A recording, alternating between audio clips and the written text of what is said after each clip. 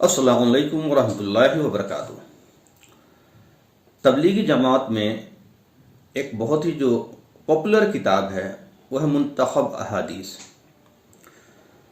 میں اس منتخب احادیث سے دعوت اور تبلیغ کے بارے میں آپ کو بتانا چاہتا ہوں، کیونکہ زیادہ تر لوگوں میں یہ تصور ہے، اب جیسے چاہے تبلیغ کے لوگ ہیں، اگر آپ ان کو کچھ بھی سمجھائیں تو ان کے دماغ میں یہ بات چلتی ہے کہ اگر یہ تبلیغ سے جڑا نہیں تو اس کی بات ہی نہیں سننا ہے۔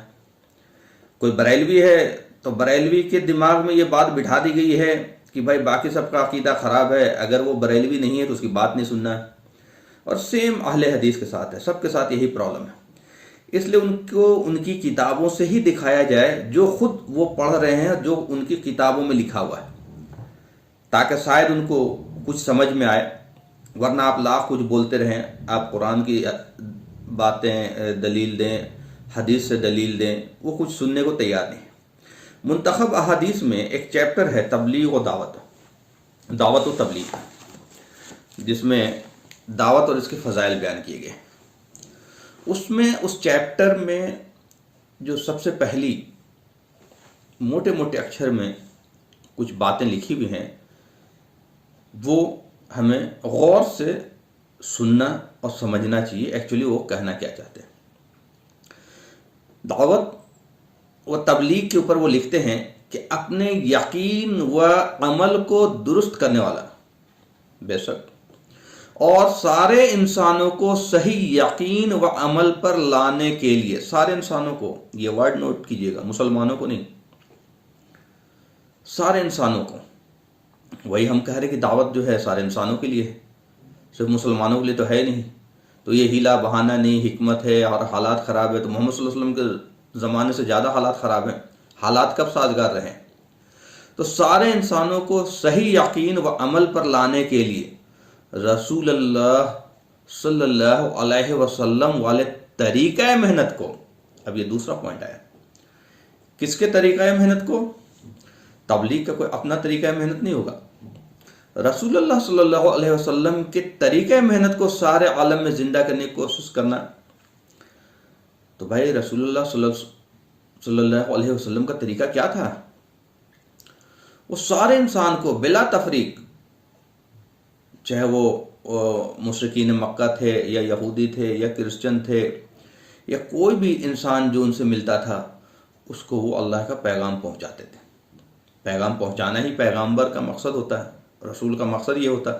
تو اللہ کا کلام سناتے تھے، اللہ کا پیغام سناتے تھے، توحید بتاتے تھے، رسالت بتاتے تھے، کہتے تھے میں اللہ کا نبی ہوں، اور ان کو طریقہ بتاتے تھے۔ تو جو لوگ ایمان لے آتے تھے ان کو مسجد میں لے آتے تھے، مسجد میں بلاتے تھے اور وہاں سکھاتے تھے۔ تو دو پہلو ہے دعوت اور تبلیغ کا، ایک ہے دعائی اللہ، وہ جو اللہ کو نہیں جانتا اس کو اللہ کی باتیں بتانا، اللہ کی تعارف کرانا، اللہ کی جو صحیح ڈیفینیشن ہے وہ بتانا، اللہ کی تصور پیش کرنا، اور جو اللہ کو جان گیا اس کی ٹیچنگ اینڈ ٹریننگ، اصلاح کہ نماز کیسے پڑھنی ہے، زکوٰۃ کیسے دینی ہے، حج کیسے کرنا ہے، روزہ کیسے رکھنا ہے، باقی جو بھی معاملات پیش آئے۔ تو رسول اللہ صلی اللہ علیہ وسلم کا طریقہ یہی تھا۔ اگر کوئی اور بولتا وہ طریقہ تو پھر وہ سراسر جھوٹ بول رہا ہے، غلط بول رہا ہے۔ اور یہ آپ کی کتاب میں لکھا ہوا ہے، بھائی میں نہیں بول رہا ہوں، آپ کی کتاب میں لکھا ہوا کہ رسول اللہ صلی اللہ علیہ وسلم کے طریقے محنت کو سارے عالم میں زندہ کرنے کی کوشش کرنا۔ کیا یہ تبلیغی جماعت والے یہ کام کر رہے ہیں؟ کلیم کرتے ہیں کہ یہ نبیوں والا کام ہے، کلیم کرتے ہیں، لیکن دقت کیا ہے؟ زیادہ تر جاہل لوگ اس میں گھس گئے ہیں۔ پھر ان کی نظام اور سسٹم میں ویسا قرآن پڑھنے پڑھانے، حدیث پہ غور و فکر کرنے کا کوئی سسٹم نہیں ہے۔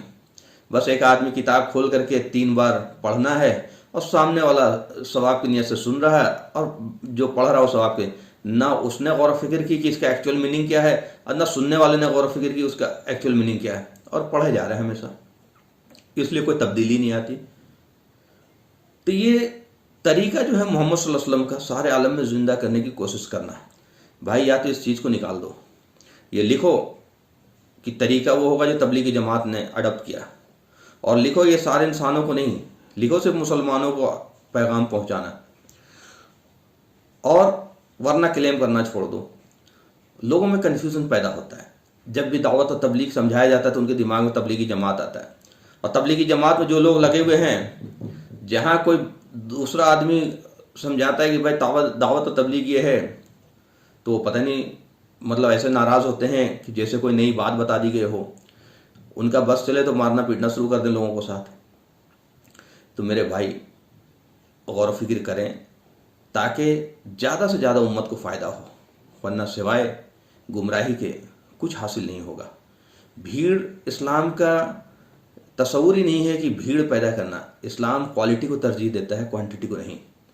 ہاں کوالٹی والا کوانٹٹی ہو، ورنہ کوئی بھی اٹھ کر کے بیان دینے لگے، کوئی بھی اٹھ کر کے کچھ بھی بولنے لگے، کوئی بھی بھائی کوئی اس کی تحقیق، کوئی علم، کوئی سسٹم، کوئی نظام جہاں قرآن سیکھنے سکھانے کا مطلب بہت ساری باتیں ہیں جو میں پچھلے ویڈیو میں کئی ویڈیو میں بولتا آ رہا ہوں. لیکن اب میں وہ ساری چیزیں دلیل کے ساتھ ان کی کتابوں سے بات کروں گا. وآخر الدعوانا الحمدللہ رب العالمین.